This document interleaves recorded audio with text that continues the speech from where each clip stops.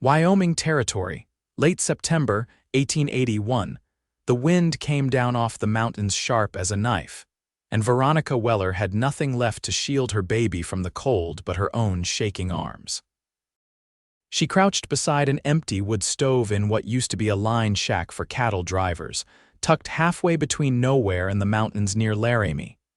The roof leaked. The floor was half dirt. Her shawl was damp from last night's rain, and her baby, little Francis, burned with fever in her arms. He whimpered, weak and dry. She pressed her lips to his forehead. Too hot. Far too hot. She had not eaten in 2 days. Francis had not kept anything down since yesterday morning. Veronica had used the last of the goat's milk from the neighbor's homestead before they rode off 2 weeks ago and never returned. She waited. Prayed. But nobody came back. Now there was no food, no help, and no way to walk 10 miles to town with a sick baby and no strength. She blinked hard, trying not to cry again. She had done enough of that. Her husband had left a month ago, said he was going into Laramie for supplies. Never returned, left her with a child and empty shelves. The door to the shack creaked open. She shot up fast, shielding Francis with her body. Her heart thundered in her ears. A tall man stood in the doorway, his dark coat catching the wind, a horse shifting behind him. He looked rough from the trail, dust in his beard and a rifle slung across his back. His eyes landed on her, then on the baby in her arms. "I'm not here to hurt you," he said, voice low, steady. "Name's Vaughn Nolan. My cattle scattered during the storm last night, saw smoke earlier, thought this place was empty." Veronica didn't speak. She held Francis tighter. The man stepped in, slow. He took off his hat. "You look like you need help." She hesitated. Her knees buckled slightly. She had not stood in hours. Vaughn caught her elbow before she fell, gentle but firm. She wanted to pull away, but Francis whimpered again, and she didn't have the strength to argue. "He's sick," she said, voice hoarse. "And I don't have food." Vaughn looked down at the boy, his brow furrowed. "I've got dried meat and oats in my saddlebag, water too. He needs warmth, and so do you." She didn't answer. He turned and walked outside, came back with a small pack and a folded blanket. "I can build a fire," he said, already kneeling beside the old stove. "You sit, just hold on a little longer." She sank down, still clutching Francis. Her eyes stayed on the stranger as he struck flint to steel. Sparks caught, the fire grew, warmth. Real warmth. Vaughn opened a tin of oats and poured water into a small pot. "Let him try this," he said quietly, offering her a spoon. "Small sips." She took it, hands trembling. Francis swallowed weakly. After a long few minutes he stopped crying, slept in her arms. Veronica looked up at the stranger crouched across from her. "Why are you helping me?" "Because I can," he said simply. "No one should be alone like this." She stared at him, unsure if she should trust any man again, but her son was breathing easier. Her limbs weren't shaking quite so bad. The fire kept crackling. "You got somewhere to go?" he asked. "No, nowhere," he nodded slowly. "I have a cabin across the ridge, not far. It's warm, clean. You and him can come with me." She shook her head, not out of defiance but fear. "I won't hurt you," he said again. "You don't owe me anything. Just let me take you home, both of you." Her throat tightened. She looked down at Francis, his tiny fingers curled around her shirt. "You do that?" she whispered. "Yes." A long silence passed between them. Outside, the wind howled. But in here, it was quiet. Finally, she nodded. Just once, Vaughn stood and held out his hand. "I'll help you saddle up." She took it. The ride was slow. Vaughn let her ride his horse, steady and sure-footed. He led them through tall grass and pine. The sky was heavy with clouds, but it didn't rain again. By the time they reached the cabin, the sun had dropped low, casting long gold light against the hills. The place was simple but strong. A porch. 2 rooms. Smoke already drifting from the chimney. He lifted her down carefully, then cradled Francis in one arm like he'd done it before. Inside, it smelled like coffee and pine. The fire roared in the hearth. Blankets on the bed. A pot of stew warming on the stove. Veronica could hardly breathe. "You can stay here as long as you want," Vaughn said, setting the baby down on the bed. She turned to him. "Why are you doing this?" He looked at her then, really looked. Because no one helped my mother when she needed it, I swore I'd never leave someone stranded. His voice was rough now, eyes darker. You and that boy don't deserve that, she swallowed hard. Thank you. He gave a short nod, then stepped back. You get some rest, I'll be in the other room if you need anything. She watched him go. That night, for the first time in weeks, she slept. Frances's fever broke before dawn. When she woke, it was to the sound of Vaughn quietly chopping wood outside, the smell of biscuits baking, and her baby breathing softly beside her. She sat up, pressed a kiss to Frances's hair, then walked to the doorway. Vaughn looked up from the porch steps as she came into the light. He smiled a little. Not wide, not bold, just real. Veronica stood there, hand on the frame, wind tugging her hair, and for the first time in a long time she felt like maybe the worst was behind her. Maybe something better was just beginning.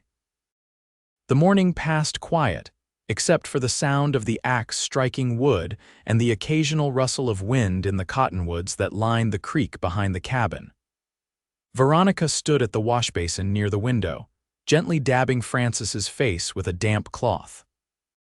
His fever had eased during the night, but he was still pale and slow to stir. She glanced toward the door more than once, unsure what she expected. Maybe she was waiting for Vaughn to ask when she planned to leave. Maybe she was waiting to feel like she didn't belong here. Neither came.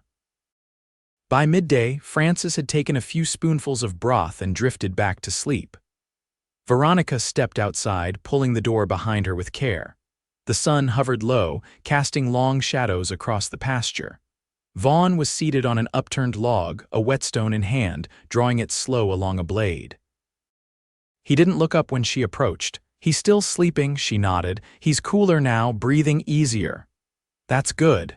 He set down the knife and stone, resting his forearms on his knees. You've got grit, most folks would have given up out there. I almost did, he nodded once. Still. You didn't. She sat on the porch step near him, folding her hands in her lap. I don't know what comes next. You don't have to figure that today, he said. One day's enough at a time. They sat in silence for a moment. The sky above them stretched wide and pale, streaked with early autumn light. A hawk turned slow circles overhead.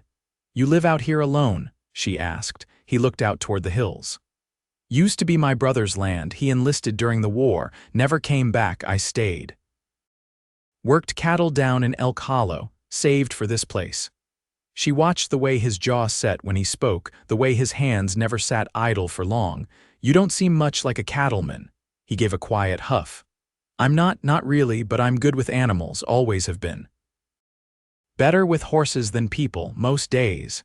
You seem decent with people so far. That earned the faintest upward twitch of his mouth.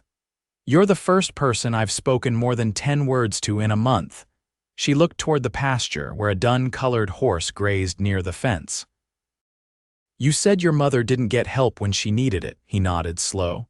We came west after my father died. She tried to raise us boys on her own.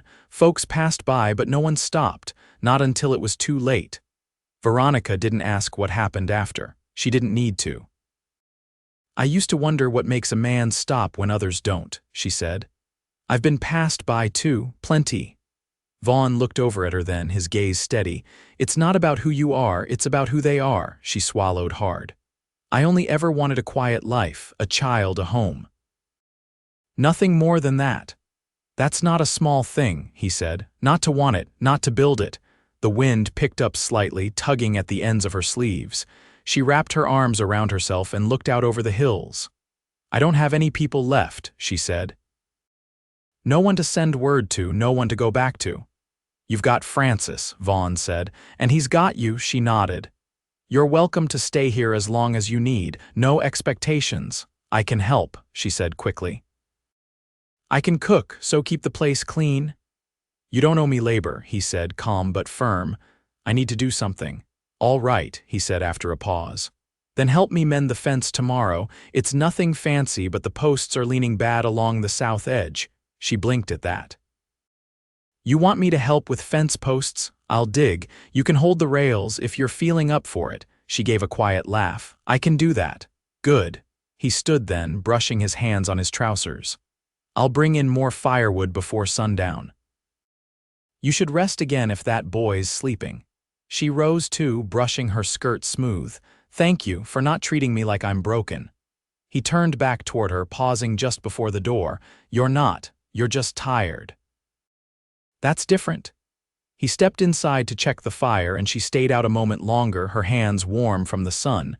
The wind had turned softer. The sky was beginning to burn gold at the edges. Inside, Frances stirred again. She went to him, and he reached for her with a quiet sigh. She held him close, her heart steadier than it had been in weeks. And for the first time, she didn't feel like she was waiting for something to fall apart. She felt like something new might be taking root instead. By the time the frost came, Veronica had learned how to carry a fence rail without catching splinters in her palms. Vaughn showed her how to brace posts with stone and clay, how to check for rot near the base. He never corrected her twice, because she listened the first time. Frances had taken to sleeping through the night in the cot beside her bed. His cheeks held a little color again. He teethed hard but bore it quietly. Most mornings, he'd sit on a wool blanket near the stove while she worked dough or washed clothes, babbling to himself or gnawing on a strip of leather Vaughn had softened just for him. One afternoon, as the sun lowered behind the ridge, Vaughn motioned her toward the barn. "I want to show you something," he said. She followed, brushing dust from her skirts.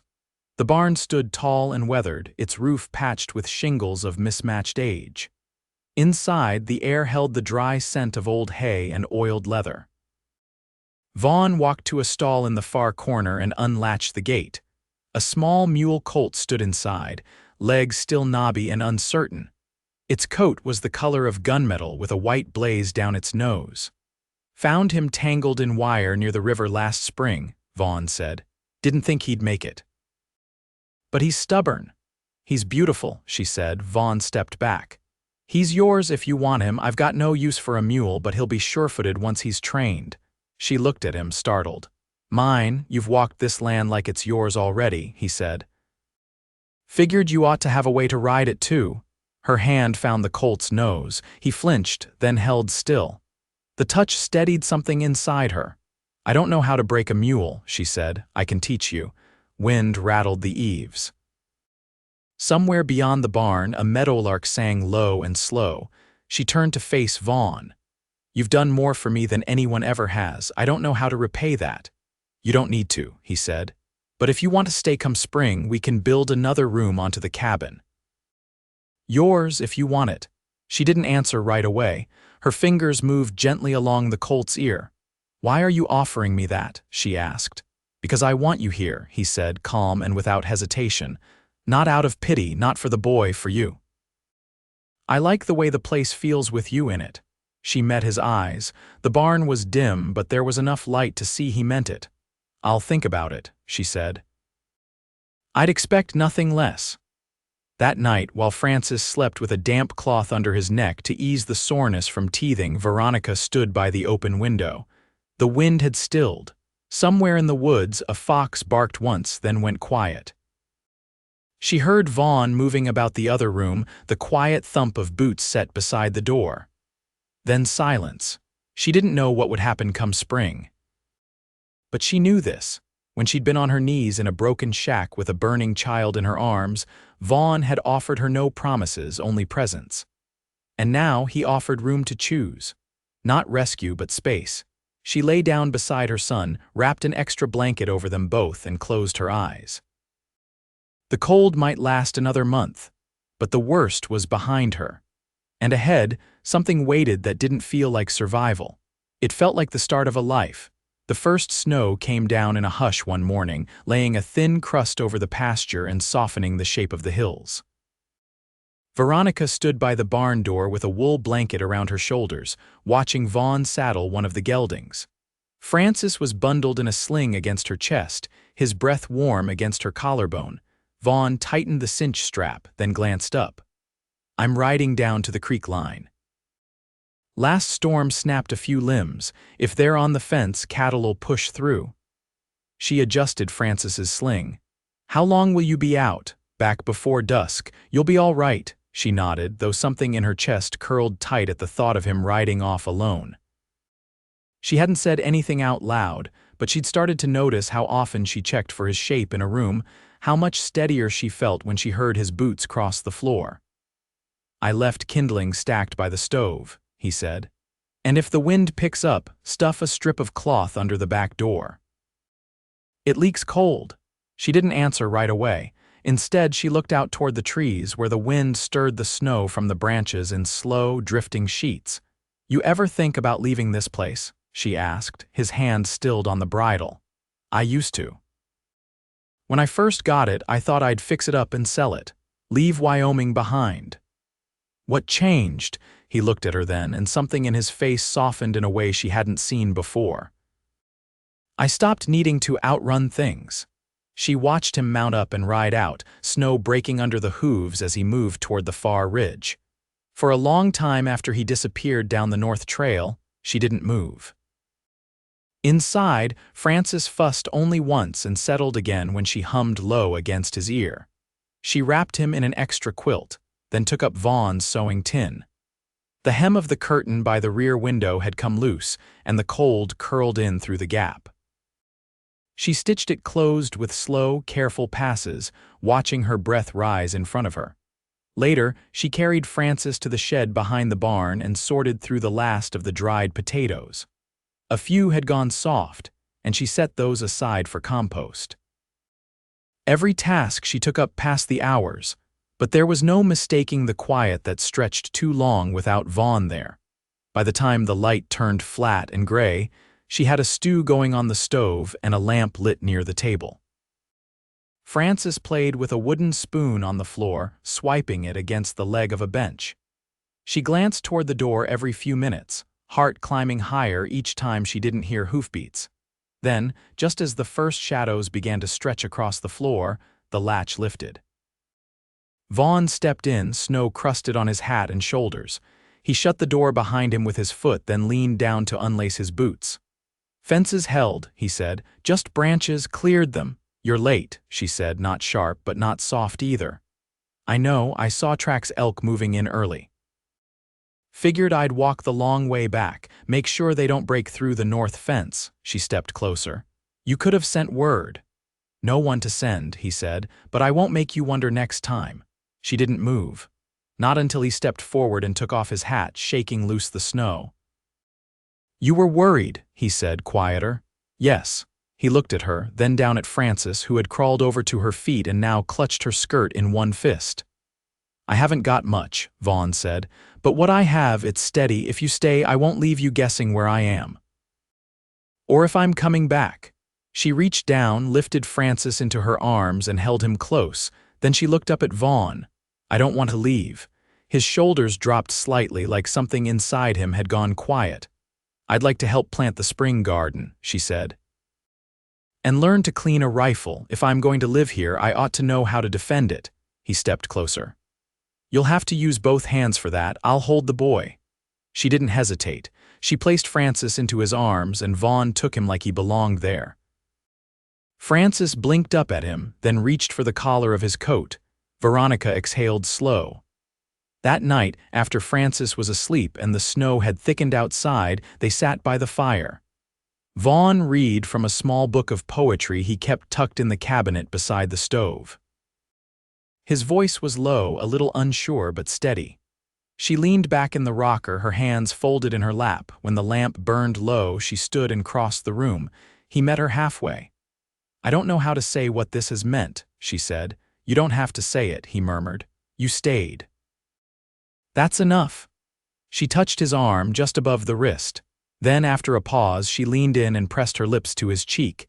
He turned toward her, not quick, but with the quiet certainty she'd come to trust. When their mouths met, it wasn't urgent.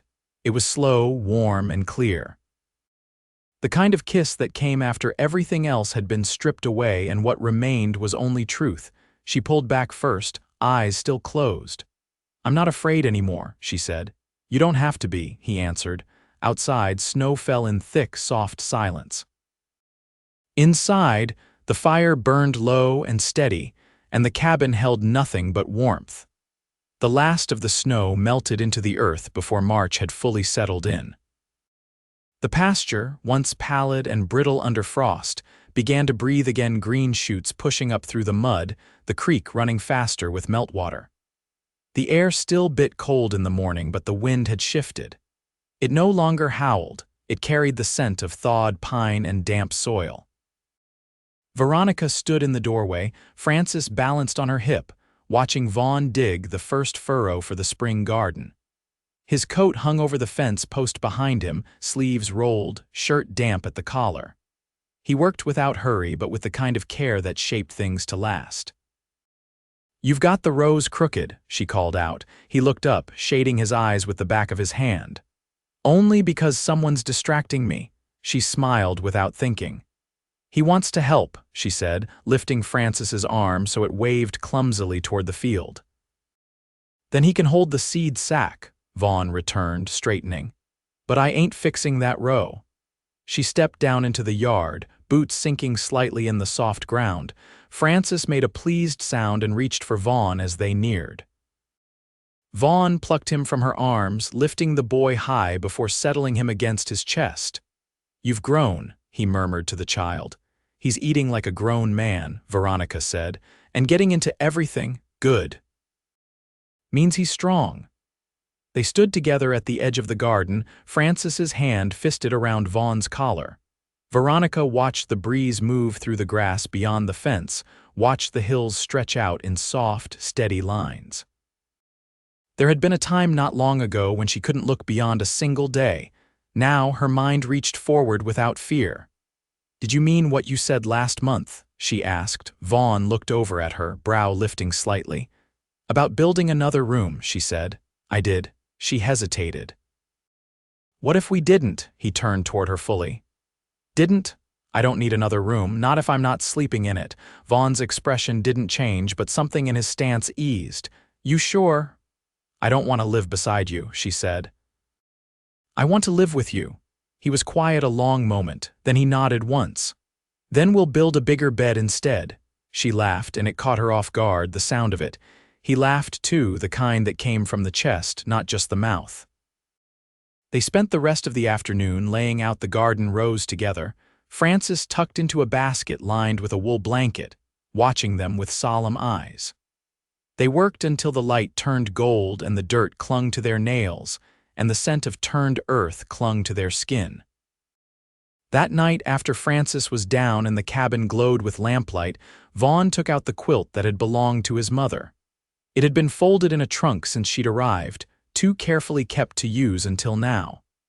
"I'd like this to be ours," he said, setting it over the bed with quiet hands. Veronica ran her fingers along the stitched stars. "Then let's make new memories in it." Later, curled against him beneath that quilt, her head tucked beneath his chin, she whispered, "You ever think about what we're building here every day?" And I think it's the first thing that ever felt like home. Spring deepened. They planted potatoes, carrots, beans, and squash. Vaughn taught her to ride the mule who had decided without question that Veronica belonged to him. Francis took his first steps in the grass behind the barn, arms outstretched, falling more often than not, but always laughing. On a soft Sunday morning in May, with the scent of lilac drifting in through the window and Francis napping in the shade of the porch, Vaughn took out a small ring made of braided silver and elk hair. He didn't kneel. He didn't make a speech. He just took her hand across the kitchen table and said, "I'd like to call you my wife." Veronica looked into the face she had come to trust with her whole being and said, "Then that's what I'll be." They married in the clearing behind the cabin, just the three of them and the wind in the trees. She wore a dress stitched from an old calico and wildflowers in her braid. Vaughn wore his cleanest shirt and his brother's wedding boots. Francis clapped his hands when the vows were spoken, even though he didn't know what they meant. They built a life that didn't need fixing or fleeing. A life rooted in honest labor, quiet mornings, and the kind of love that didn't ask for proof. It was there in every action, every shared silence, every hand held in passing. Years later, when travelers passed through the edge of their land, they spoke of the cabin nestled between the ridge and the pines. of the woman with the clear voice and steady hands, of the man who watched the trail like he was always waiting for someone he couldn't bear to miss. And of a boy who grew up knowing he was wanted from the start. Veronica and Vaughn never left that place. They didn't need to. Everything they loved was already there. And every night when the lamps were turned low and the wind moved gentle through the grass, they lay side by side, hands twined beneath the quilt his mother once made, hearts steady and full, together. Always.